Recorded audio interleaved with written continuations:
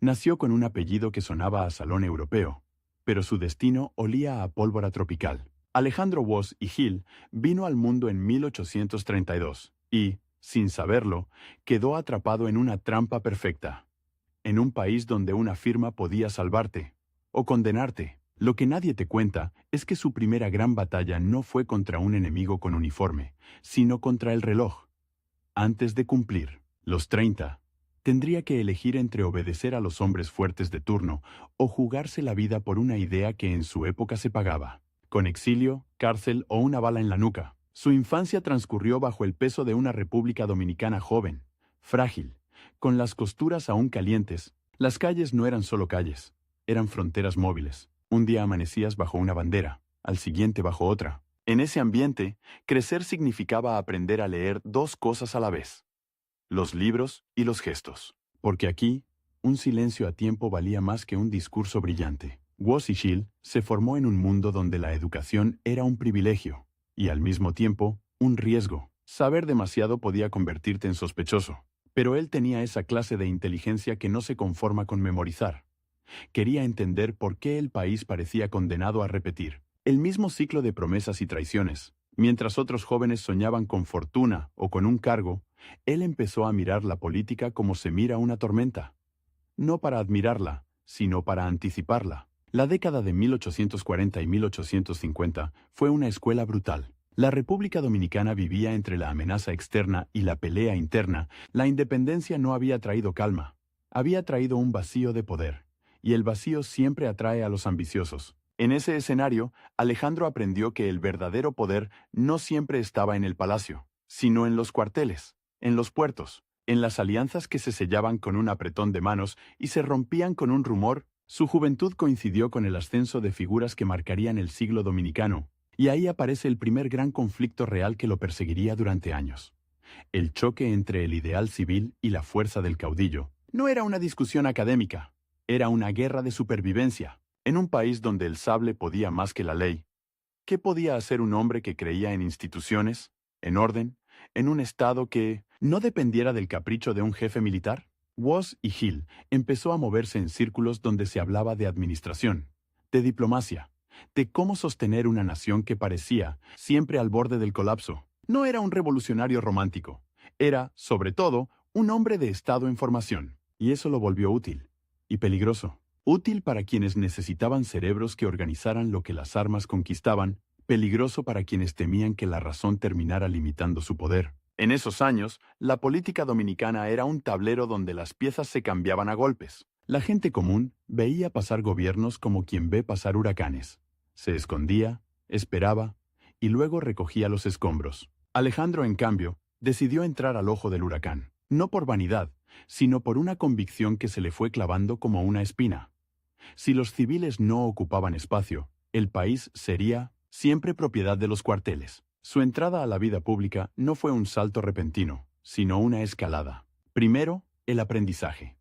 Entender cómo funcionaban las finanzas, cómo se negociaba con potencias extranjeras, cómo se sostenía un gobierno sin que se lo tragara la deuda o la conspiración. Luego, la exposición. Cuando empiezas a firmar documentos, tu nombre deja de ser privado. Y en un país de intrigas, un nombre visible es un blanco. La tensión crecía porque el país también se acercaba a una decisión que lo partiría en dos. A inicios de la década de 1860, la idea de anexar la República Dominicana a España se convirtió en una realidad política. Para algunos, era protección.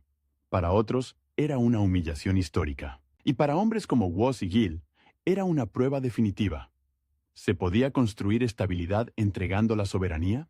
La anexión de 1861 no fue un simple cambio administrativo, fue un golpe emocional. Imagina ver cómo la independencia, tan reciente, se guardaba en un cajón como si fuera un error. Las calles se llenaron de murmullos, de miradas que evitaban a los soldados, de familias que discutían en voz baja, y en medio de ese clima, Alejandro tuvo que navegar una realidad peligrosa. Cualquier postura clara podía costarte el futuro, o la vida. Aquí aparece el primer giro inesperado. En vez de desaparecer o callar, Woz y Gil se mantuvo en el terreno donde se decidían las cosas, porque entendía algo que muchos no querían aceptar. Cuando el país entra en crisis, los que se retiran dejan el campo libre a los extremos. Y él no quería un país gobernado solo por el miedo. La Guerra de la Restauración estalló en 1863 como un incendio que nadie pudo controlar. No era una guerra limpia. Era una guerra de montes, de emboscadas, de pueblos que amanecían con una bandera y anochecían con otra. La palabra restauración sonaba noble, pero su realidad era sangre, hambre y decisiones imposibles. En ese caos, la política dejó de ser un debate. Se convirtió en logística, en supervivencia, en diplomacia desesperada. Woz y Hill, como tantos hombres públicos de su generación, tuvo que moverse entre facciones, lealtades cambiantes y un país que se deshacía en pedazos, y ahí se forjó su carácter. No como un héroe de estatua, sino como un operador que entendía que la nación no se sostiene con discursos, sino con acuerdos, con administración, con la capacidad de evitar que el conflicto se convierta en exterminio. Cuando España finalmente se retiró en 1865, la República Dominicana recuperó su soberanía. Pero no recuperó la paz. La restauración dejó un país exhausto, con heridas abiertas y con un problema aún más grande. Ahora había más jefes armados, más ambiciones, más cuentas pendientes. La independencia restaurada era una victoria, sí, pero también un campo minado. Y en ese campo minado, Alejandro Woz y Hill siguió avanzando. Su nombre empezó a asociarse con tareas de gobierno, con responsabilidades que exigían cabeza fría. No era el hombre que gritaba más fuerte. Era el que intentaba que el Estado funcionara, aunque el suelo temblara. Eso lo acercó a los centros de decisión, pero también lo puso frente a un dilema constante. ¿Hasta dónde se puede negociar con el Citizen of Sea poder militar sin convertirse en su cómplice? La década de 1870 trajo nuevas tormentas. Los gobiernos caían, las alianzas se rompían, y el país parecía vivir en una transición permanente. En ese ambiente, Woz y Hill fue consolidando su perfil. Un civil con vocación administrativa, con capacidad para moverse en un mundo donde la política era una mezcla de cálculo y coraje. Cada paso que daba lo acercaba a la cima y lo alejaba de la seguridad, porque el precio de subir en esa época era simple. Te convertías en objetivo, y el tiempo empezaba a apretarlo. No era solo el tiempo biológico, era el tiempo político. En la República Dominicana del siglo XIX, un hombre podía pasar de ministro a perseguido en una semana. Un decreto podía convertirte en salvador o en traidor. Y Alejandro lo sabía. El segundo giro llega cuando comprende que su mayor enemigo no era una persona concreta, sino un sistema. La inestabilidad como forma de vida. Podías derrotar a un rival, pero no podías derrotar el hábito nacional de resolverlo todo con fuerza. Ese era el monstruo real. Y para enfrentarlo, necesitabas algo más que valentía. Necesitabas paciencia, redes y una idea clara de país. Así, sin fanfarrias, Woz y Hill fue entrando en el círculo de quienes aspiraban a normalizar la república. Fortalecer instituciones, ordenar finanzas, construir una administración que sobreviviera a los cambios de gobierno, pero cada intento chocaba con la misma pared. El caudillismo, la urgencia, la tentación de mandar sin límites. Al final de esta primera etapa, Alejandro ya no era solo un joven formado en tiempos convulsos. Era un hombre marcado por la restauración, por la experiencia de ver cómo una nación puede perderse y recuperarse. Y aún así, seguir al borde del abismo. Había aprendido que la política dominicana no perdonaba la ingenuidad, y también había aprendido algo más inquietante, que su vida pública apenas estaba comenzando, y que el verdadero enfrentamiento, el que definiría su nombre, todavía estaba por estallar. En la República Dominicana de la posguerra, la soberanía volvió, pero la paz no. Y ahí está el contraste que lo cambia todo. Mientras el país celebraba haber expulsado a un imperio, por dentro se estaba preparando para devorarse a sí mismo. Alejandro Woz y Hill lo entendió antes que muchos, porque lo vio en los detalles, en los papeles que no se firmaban, en los sueldos que no llegaban, en los jefes armados que prestaban orden a cambio de obediencia. La restauración había dejado una nación libre, sí, pero también una nación con el gatillo fácil y la caja vacía. Y en ese escenario, el civil que quería instituciones tenía un enemigo más peligroso que cualquier ejército extranjero: la costumbre de resolverlo todo a balazos. A finales de los años 60 y durante los 70, Woz y Hill se fue convirtiendo en una pieza útil para gobiernos que necesitaban algo que casi nadie podía ofrecer. Administración no era glamour, era supervivencia. Un estado sin contabilidad era un estado sin futuro. Y un estado sin futuro era el terreno perfecto para el caudillo. Alejandro entró y salió de responsabilidades públicas en un país donde los cargos no eran escalones, sino trampas. Hoy te llaman para ordenar.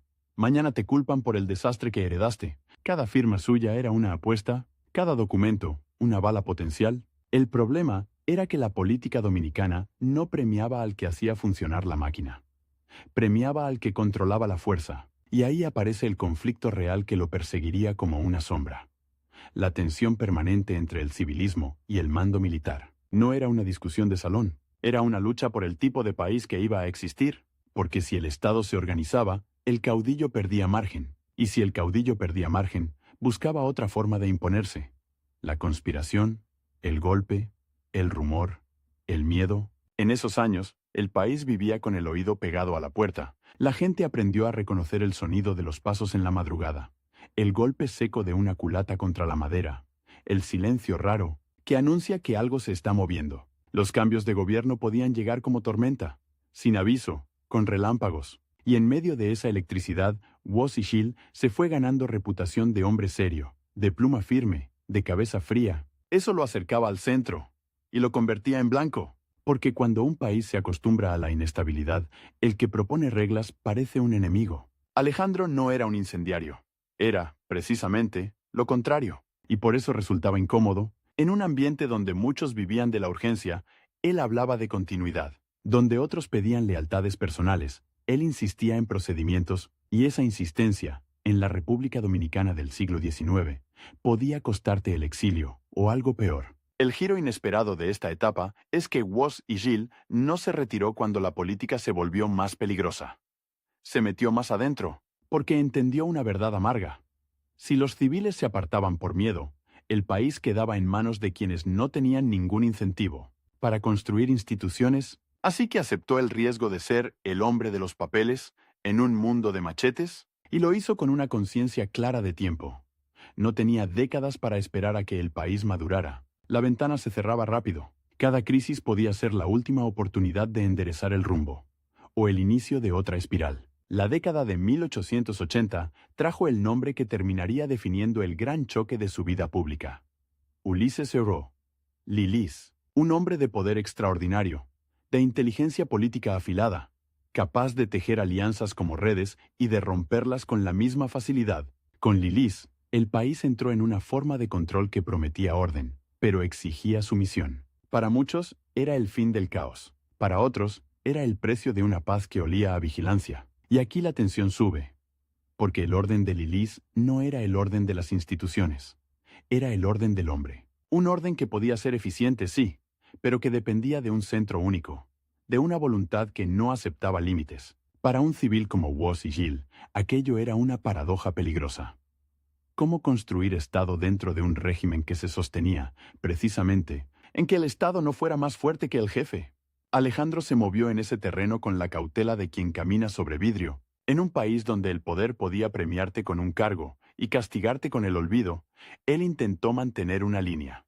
Servir al país sin convertirse en instrumento ciego. Pero la política no siempre te deja elegir el papel. A veces te empuja, a veces te arrincona. Y con Lilis, el margen para la independencia se hacía cada vez más estrecho. El régimen de Heró se apoyó en una mezcla de modernización y control. Había proyectos, había obras, había una sensación de funcionamiento que seducía a una sociedad cansada de guerras internas. Pero también había deuda, compromisos financieros asfixiantes y una red de lealtades compradas que convertía la administración pública en un tablero de favores. El Estado parecía avanzar, mientras por debajo se acumulaba pólvora. Woz y Gil, con su perfil técnico y político, se volvió parte de ese engranaje en distintos momentos, y ahí está el nudo dramático.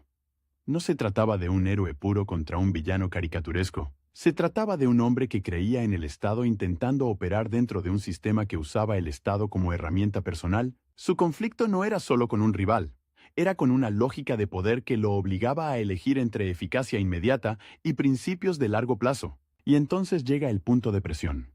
El tiempo se convierte en una amenaza concreta, porque en el universo de Lilis, la paciencia podía interpretarse como deslealtad, y la deslealtad como sentencia Alejandro lo sabía. Lo sabía cada vez que medía una frase antes de decirla, cada vez que calculaba a quién saludar primero, cada vez que entendía que un comentario mal colocado podía viajar por la ciudad como una chispa en un depósito de pólvora. En ese clima, la política se volvió un teatro de sombras. Había reuniones donde se hablaba en voz baja, cartas que se leían 2 veces antes de guardarlas, visitas que se hacían de noche, y Woz y Gilles, que había aprendido desde joven a leer gestos, tuvo que perfeccionar el arte de sobrevivir sin renunciar del todo a su idea de país. Su objetivo era simple de decir y casi imposible de ejecutar: que la república no dependiera del humor de un solo hombre. Pero el sistema empujaba en dirección contraria. La centralización del poder bajo Euro hacía que cualquier figura con prestigio civil pudiera ser vista como alternativa, y por tanto, como amenaza. Y ahí aparece otro giro. Cuanto más competente y respetado era Woz y Gilles, más peligroso podía parecer. En un régimen personalista, la capacidad no siempre se premia. A veces se vigila. La tensión crece porque el país, mientras tanto, se endeudaba y se comprometía. La modernización tenía factura. Y la factura, tarde o temprano, se cobra. En los pasillos del poder se hablaba de finanzas, de préstamos, de compromisos con casas comerciales y bancos extranjeros. Para un hombre de administración como Alejandro, aquello no era un detalle. Era el futuro amarrado con nudos. Si el Estado se hipotecaba, la soberanía se volvía una palabra bonita y frágil. Y sin embargo, el régimen seguía, porque el control era fuerte, porque el miedo era eficaz, porque el cansancio social hacía que muchos prefirieran un orden duro a un caos sangriento. Woz y Gilles se encontró atrapado en esa contradicción nacional. La gente quería estabilidad, pero la estabilidad venía con un precio, que podía destruir la república por dentro. En algún punto de esa década, la pregunta dejó de ser teórica y se volvió personal. ¿Hasta dónde podía colaborar un civil con un poder que no aceptaba límites sin convertirse en parte del problema? Esa pregunta no se respondía en discursos. Se respondía en decisiones pequeñas, en renuncias, en silencios, en la forma de firmar o de negarse a firmar. Y cada una de esas decisiones tenía consecuencias, porque el reloj seguía corriendo. No era solo el reloj de su carrera, era el reloj del país. La deuda crecía, el resentimiento se acumulaba, las oposiciones se reorganizaban, y en el centro, Lilis parecía invencible. Hasta que la historia demuestra lo contrario. Los regímenes personalistas suelen parecer eternos justo antes de quebrarse. Woz y Gilles, que había visto caer gobiernos como quien ve caer árboles en un huracán, empezó a percibir señales. Murmullos más densos, alianzas que ya no eran tan firmes, miradas que evitaban el entusiasmo. El orden comenzaba a mostrar grietas, y esas grietas eran peligrosas, porque cuando un sistema así se agrieta, no se rompe con elegancia, se rompe con violencia. El final de esta etapa no llega con una celebración, sino con una sensación de borde. Alejandro está más cerca que nunca del centro del poder, pero también más cerca que nunca del abismo. Ha aprendido a moverse entre caudillos, a sostener administración en medio del temblor, a sobrevivir en un régimen que exige obediencia, y, sin embargo, la pregunta que lo persigue se vuelve insoportable. Si el país se sostiene solo por la fuerza de un hombre, ¿qué pasará el día en que ese hombre caiga? Porque ese día no es una posibilidad lejana, es una cuenta regresiva. Y cuando empiece, no habrá tiempo para discursos largos ni para planes perfectos. Habrá que decidir en horas lo que debió construirse en años. Y Woz y Gilles, el civil que quiso instituciones en un país de sables, está a punto de entrar en la fase más peligrosa de su vida pública, cuando el orden se derrumba y todos corren a ocupar el vacío. El día que el orden de Lilis empezó a crujir, no sonó como un gran derrumbe, sonó como algo peor, como un susurro que se mete por debajo de la puerta, un rumor que nadie se atreve a repetir en voz alta, porque repetirlo es casi invocarlo. Y, sin embargo, en Santo Domingo, el aire ya venía cargado. Demasiada deuda, demasiadas lealtades compradas, demasiadas armas esperando una excusa. En un régimen personalista, la estabilidad no es un piso, es una cuerda tensa, y cuando la cuerda se tensa demasiado, no avisa antes de reventar. Corta. Alejandro Woz y Gilles estaba justo donde un civil no debería estar cuando el poder se vuelve paranoico. Cerca del centro, visible, útil, y por eso mismo sospechoso. Su valor era su capacidad de hacer funcionar el Estado, de poner números donde otros ponían gritos, de convertir el caos en procedimientos. Pero esa misma capacidad, en un sistema que dependía de la voluntad de un solo hombre, podía leerse como una amenaza silenciosa, porque el que sabe administrar también sabe medir. Y el que mide, tarde o temprano, descubre cuánto cuesta realmente el orden. La tensión se volvió concreta cuando el país empezó a sentir el peso de los compromisos financieros. No era una discusión abstracta de economistas. Era el precio del pan, el pago atrasado, el comerciante que ya no fía, el empleado, público que mira su bolsillo vacío y entiende que la patria no se sostiene con discursos. En los pasillos del poder se hablaba de préstamos, de casas comerciales, de garantías, de papeles firmados con tinta que parecía sangre seca. Para Woz y Gil, aquello era dinamita administrativa. Cada deuda mal amarrada era una futura crisis política. Y cada crisis política, en la República Dominicana de fin de siglo, era una invitación a la violencia. Lilis había construido un sistema donde la obediencia se premiaba y la duda se castigaba. Y, sin embargo, el mismo sistema que lo hacía fuerte, lo volvía frágil. Dependía de su presencia, de su control personal, de su capacidad de sostener alianzas con una mano y amenazas con la otra. Cuando empezaron a aparecer grietas, un aliado menos entusiasta, un general más ambicioso, un comerciante más nervioso, el régimen respondió como responden los regímenes que sienten miedo, apretando, más vigilancia, más control, más necesidad de demostrar lealtad. Y ahí aparece el reloj, el límite de tiempo que convierte la política en una carrera contra el abismo. Para Woz y Gil, el margen se redujo a semanas, a días, a decisiones que no podían esperar a que el país se calme, porque el país no se iba a calmar. La pregunta ya no era si habría un quiebre, sino cuándo. Y en un quiebre, los civiles suelen ser los primeros en caer. No tienen tropas, no tienen montoneras, no tienen el lenguaje de la amenaza, tienen papeles. ¿Y los papeles arden? Entonces llegó el golpe emocional que cambió la temperatura de todo. El asesinato de Ulysses Heró en 1899. No fue solo la muerte de un hombre, fue la desconexión súbita de la corriente que mantenía encendida una ciudad entera. De pronto, el orden dejó de tener dueño. Y cuando el orden no tiene dueño, el país se llena de aspirantes. Las calles, los cuarteles, las oficinas. Todo se volvió un tablero donde cada pieza quería moverse primero. La gente no preguntaba, ¿qué pasará? Preguntaba, ¿quién manda ahora? Porque en una república acostumbrada al mando personal, la ausencia del jefe no abre un debate, abre un vacío.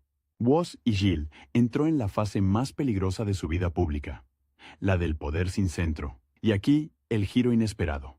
El civil de los procedimientos, el hombre que parecía destinado a ser siempre un técnico entre caudillos, se convirtió en una figura necesaria precisamente porque el país estaba al borde de deshacerse.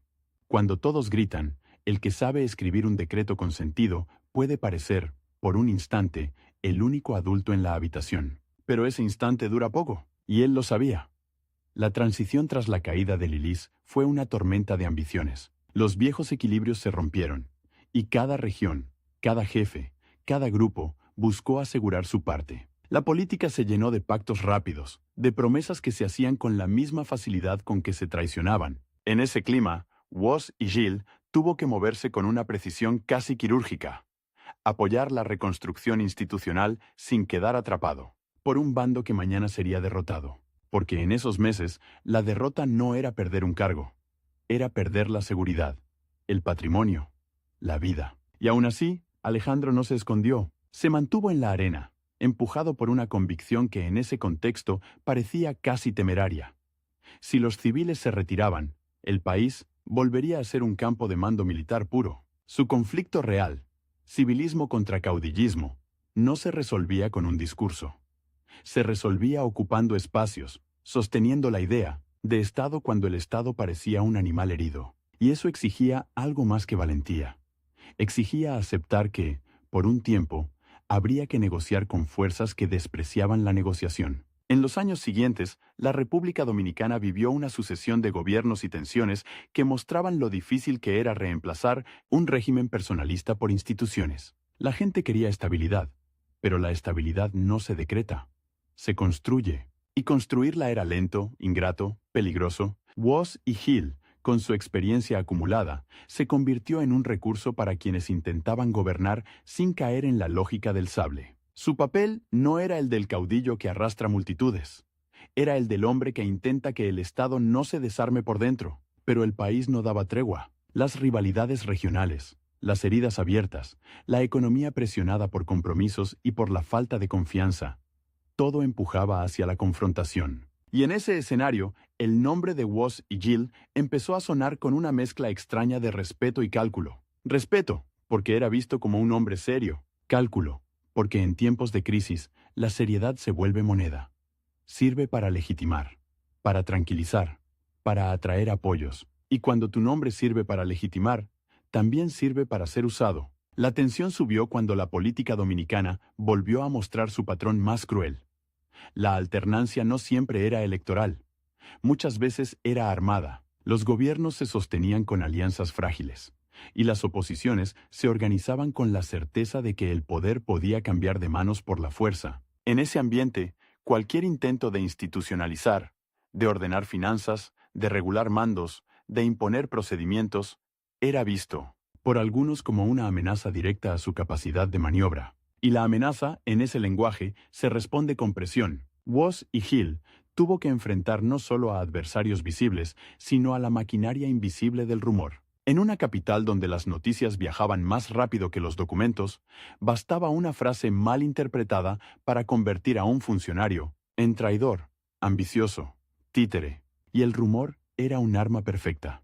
No dejaba huellas, no se podía refutar del todo, y obligaba al acusado a defenderse en un terreno pantanoso. Alejandro, que había aprendido a medir palabras, ahora tenía que medir silencios, porque a veces hablar era peligroso, y callar también. Y entonces, como si la historia quisiera apretar el nudo, llegó el momento en que su figura se colocó en la línea de fuego del poder. En 1903, Alejandro Woz y Gill asumió la presidencia de la República Dominicana. No fue una coronación, fue una entrada a una habitación en llamas. El país estaba atravesado por conflictos, y el gobierno era menos un trono que una silla eléctrica. Te sientas, y de inmediato, sientes la corriente de las presiones por todos lados. Aquí el tiempo se vuelve un enemigo explícito. Su margen no era un mandato en el sentido tranquilo de la palabra, era una cuenta regresiva. Tenía que estabilizar, negociar, contener, administrar, mientras los actores armados medían su fuerza y los grupos políticos calculaban cuánto duraría. En un país donde el poder había sido durante décadas una extensión del caudillo, un presidente civil debía demostrar autoridad sin convertirse en tirano, y debía negociar sin parecer débil. ¿Era el equilibrio imposible? Su gobierno se movió entre la necesidad de mantener el orden y la urgencia de no repetir el modelo de Lilis, porque el fantasma de Horror estaba en todas partes. En la tentación de centralizar, en la idea de que solo mano dura salva. En 1900, el argumento de que la estabilidad justifica cualquier método. Pero Woz y Gill sabía el costo de esa lógica. La estabilidad comprada con miedo se paga con intereses, y esos intereses suelen ser sangre. La presión más dura vino del choque con fuerzas que no aceptaban límites civiles. En particular, el poder militar y los caudillos regionales seguían siendo actores decisivos, y entre ellos destacaba una figura que encarnaba el desafío de la época: Carlos Morales Languasco. La política dominicana de esos años no era una mesa de negociación, era un pulso, y el pulso se ganaba con control territorial, con lealtades armadas, con capacidad de movilización. Woz y Gill, desde la presidencia, intentó sostener un gobierno que no se deshiciera en pedazos, pero cada decisión era un riesgo. Si cedía demasiado, perdía autoridad. Si resistía demasiado, provocaba la ruptura. El país, mientras tanto, seguía sintiendo el peso de la economía y de la deuda. Gobernar no era solo contener a los armados, era también evitar que el Estado colapsara financieramente, y ahí está una de las imágenes más crudas de su desafío. Un presidente que puede firmar decretos, pero no puede imprimir confianza. Un presidente que puede ordenar, pero no puede obligar a los actores a creer en el mañana. Sin confianza, el dinero se esconde, el comercio se encoge, la gente se desespera, y la desesperación es combustible político. Woz y Gill intentó administrar con racionalidad en un entorno que premiaba la fuerza. Su apuesta era que el Estado podía sobrevivir si se sostenía la legalidad, si se evitaba la espiral de represalias, si se mantenía un mínimo de continuidad, pero la realidad lo golpeaba con una pregunta brutal. ¿Cómo sostener legalidad cuando los que tienen armas no sienten obligación de obedecerla? La tensión llegó a su punto máximo cuando la oposición armada y las presiones internas hicieron inviable su permanencia. La presidencia, que había sido para él una oportunidad de empujar el país hacia instituciones, se convirtió en una trampa. Cada día, en el cargo aumentaba el riesgo de una guerra abierta. Y aquí, el giro más amargo. El hombre que había pasado su vida defendiendo la idea de Estado tuvo que enfrentar la posibilidad de que su propia continuidad en el poder acelerara la destrucción del Estado. En 1904, su gobierno terminó, no como termina una historia ordenada, sino como terminan muchas historias dominicanas de la época, con el poder deslizándose hacia otras manos en medio de presiones, pactos y amenazas. Para Woz y Gilles, aquello no fue solo una derrota política, fue la confirmación de su conflicto central. El civilismo podía llegar al poder, sí, pero el poder real seguía discutiéndose en otro idioma, el idioma de los cuarteles y de las lealtades personales. Y aún así, su paso por la presidencia dejó una marca. Mostró, con crudeza, que el país no podía seguir dependiendo de hombres fuertes, sin pagar un precio cada vez más alto. Su gobierno fue un intento de sostener una república en un momento en que la república era casi una idea frágil. Una vela encendida, en un cuarto con ventanas rotas, no logró convertir esa vela en faro, pero la mantuvo encendida el tiempo suficiente para que otros vieran, aunque fuera por un instante, que había otra forma de imaginar el poder. Cuando salió del centro, el país no se calmó de inmediato. La política siguió siendo áspera, y las tensiones continuaron. Pero la experiencia de Woz y Gilles quedó como una advertencia viviente. Administrar no basta cuando el sistema premia la fuerza. Y, sin embargo, sin administración, la fuerza solo acelera el colapso. Él había intentado lo más difícil: gobernar con papeles en una nación que todavía discutía su destino con pólvora. Y esa batalla, la real, la histórica, no terminó con su salida. Solo cambió de escenario, preparando el terreno para lo que vendría después, cuando la República Dominicana tendría que mirar de frente las consecuencias de décadas de caudillismo, deuda y fragilidad institucional. Dicen que el poder es adictivo, pero hay una verdad más incómoda. A veces el poder no te seduce, te persigue, te acorrala, te elige como se elige a un fusible, para que te quemes y el sistema no estalle del todo. Alejandro Woz y Gilles ya había probado la silla presidencial y había sentido lo que casi nadie confiesa. No era un trono, era una cuenta regresiva. Y cuando se levantó de esa silla en 1904, no salió con alivio, salió con una pregunta clavada en la garganta. ¿Qué hace un civil cuando descubre que el país se gobierna con firmas, pero se decide con balas? El cambio de mando no trajo silencio, trajo ese ruido de fondo que solo se oye en países cansados. El de los acuerdos que se firman de día y se rompen de noche. Carlos Morales Languasco asumió la presidencia, y con él volvió la lógica de los equilibrios armados, de las lealtades que se compran y se pierden como si fueran ganado. Para Woz y Gilles, que había apostado por la idea de Estado, el nuevo escenario era una confirmación cruel. La República Dominicana seguía atrapada en el mismo conflicto que lo había perseguido toda su vida pública. El choque entre civilismo y caudillismo, entre administración y fuerza. Y sin embargo, aquí viene el giro que muchos no esperan. Woz y Gilles no desapareció. No se convirtió en un fantasma de salón ni en un exmandatario decorativo. En un país donde los expresidentes solían terminar exiliados, perseguidos o convertidos en bandera de una facción, él eligió un camino más peligroso y más silencioso. Seguir siendo útil sin convertirse en arma. Porque en 1904 y 1905, ser útil era caminar con una diana en la espalda. El que sabía demasiado podía ser acusado de conspirar. El que callaba demasiado podía ser acusado de esperar su momento. Y el que hablaba de instituciones podía ser tratado como un estorbo. La vida después del poder, para él, no fue descanso. Fue supervivencia política. Cada visita, cada conversación, cada carta podía interpretarse como un movimiento. En Santo Domingo, el rumor era una segunda policía. Bastaba que alguien dijera, Woz y Gilles está reuniéndose con... para que la frase se transformara en sentencia. Y lo más perverso del rumor es que no necesita pruebas. Necesita miedo. En esos meses, el miedo era una moneda más estable que el peso. Mientras tanto, el país seguía cargando el cadáver invisible de la deuda y la desconfianza. El Estado dominicano no solo tenía problemas de orden público, tenía un problema de credibilidad. Y la credibilidad Cuando se pierde, no se recupera con discursos. Se recupera con tiempo. Pero el tiempo era precisamente lo que la República Dominicana no tenía. Cada crisis acortaba el horizonte. Cada levantamiento, cada amenaza, cada pronunciamiento, hacía que el mañana pareciera un lujo. Woz y Hill, que había vivido desde dentro la fragilidad del gobierno civil, entendía algo que pocos querían aceptar. El país estaba entrando en una etapa donde la presión externa y la presión interna iban a encontrarse, porque cuando un Estado no puede garantizar pagos, ni estabilidad, ni reglas claras, otros empiezan a mirar sus aduanas como quien mira una caja fuerte mal cerrada. Y en el Caribe de principios del siglo XX, las aduanas no eran un detalle técnico. Eran el corazón del poder. Quien controlaba las aduanas controlaba el oxígeno del gobierno. En ese ambiente, su figura adquirió un tipo de prestigio extraño, casi trágico.